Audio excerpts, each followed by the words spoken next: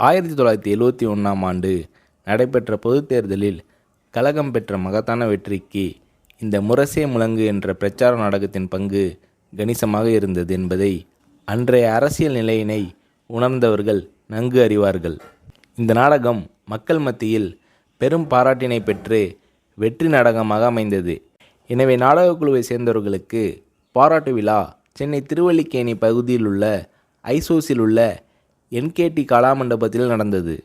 எம்ஜிஆரும் கலந்து கொண்டார். தலைவர் கலைஞர் இந்த பாராட்டு விழாவில் தளபதி மு.க. ஸ்டாலின் அவர்களுக்கு கணையாழி அணிவித்து கேடயம் வழங்கி பாராட்டினார்.